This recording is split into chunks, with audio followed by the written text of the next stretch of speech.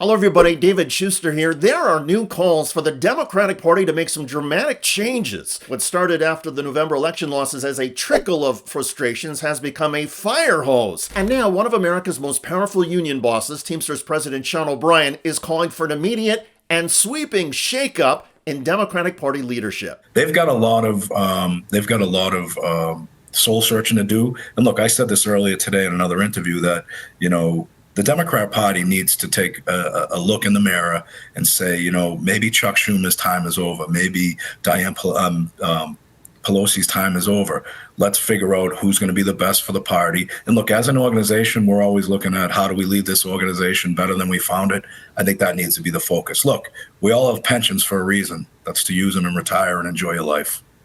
Maybe they should take a page out of Joe Biden's book and step aside. Use your pensions and retire, Nancy Pelosi and Chuck Schumer. The issue, in my view, is not the age of Pelosi, who was 84, or Schumer, who was 74, and it's not their appearance.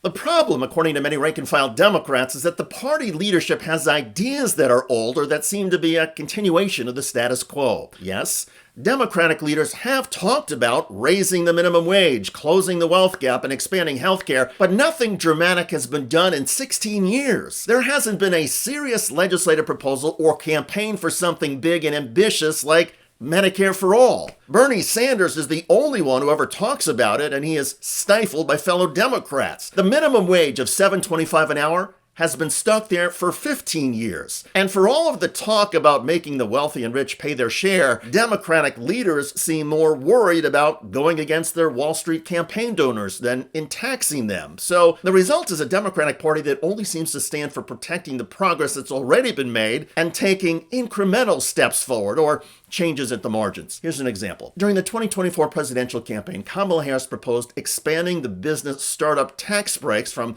$5,000 to $50,000. Great idea, and it got support across the political spectrum. But is that the sort of idea that inspires a movement and brings new energy to the Democratic Party? The answer is no. And we saw that in the malaise that many voters felt towards Harris. Most voters viewed her and the Democratic Party as the party of the establishment and a continuation of the status quo. The argument was that Donald Trump is a threat to stability and democracy, but voters wanted change, and the Democrats, instead of promoting big changes, fell flat. The party had been warned that many working-class Americans and people living paycheck to paycheck didn't see much of a distinction between Democratic economic interests and Republicans. Here's prominent public intellectual Dr. Cornel West. Both parties stand in the way of the empowerment of poor and working peoples. Both parties tied Wall Street, militarism, Pentagon, tied to Silicon Valley. What about the 60% of precious Americans of all colors who are struggling every day and month to put food on the table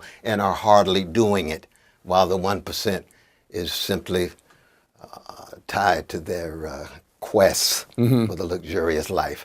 American democracy not just is at stake, the whole planet, Brother Jake. You know that, man, with fossil fuels. And look at the debt ceiling agreement. We can make a deal with Brother Manchin in terms of his pipeline that will do in not just working class people's spaces, but ecological collapse given what's going on the East Coast. But we can't make a deal with him in terms of voting rights with regard to the filibuster. That's Brother Biden. We need something better. Where's the best of the country? The best of the country for many of us is when the United States takes on big, ambitious things. Things that seem impossible. Invading the beaches of Normandy and freeing an entire continent from tyranny. Putting a man on the moon. Curing diseases. Cultivating the world's greatest economy, finding and eliminating the planet's most notorious terrorists. America's biggest achievements are second to none, but the Democratic Party currently seems to stand for doing new things that are relatively small. And so, American voters, for the most part, have been left uninspired and are willing to take a chance on the huge changes that Donald Trump has promised. The answer gets to something that we heard from both Dr. Cornel West and from Teamsters President Sean O'Brien. Democrats need to retire the status quo leadership in the party, elevate younger, more dynamic voices, and promote the progressive legislative agenda big time. At a time when Americans across the political spectrum agree that our for-profit healthcare system is despicable and that the anger of an assassin is understandable, Democrats should be leading the calls for dramatic health insurance change. Democrats should put Medicare for all on the table. Don't just give Bernie Sanders a platform. Make Medicare for all a pillar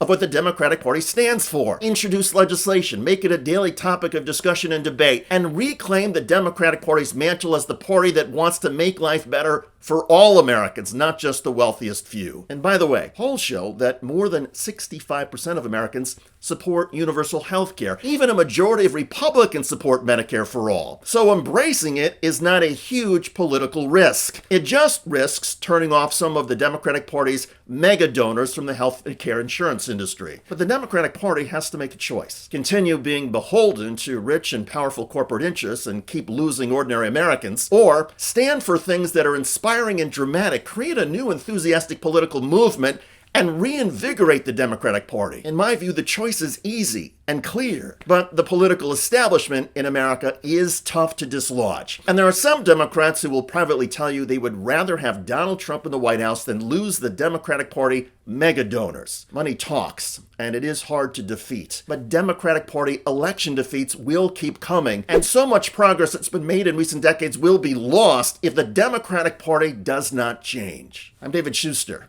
Thanks for joining us. Hey, thanks for watching that video. We really appreciate it, guys. And we appreciate it if you become members, because that allows us to be independent, honest, progressive, all the things that you don't get from corporate media. And all of that is because of you guys. Hit the join button below and become one of us. Become a Young Turk.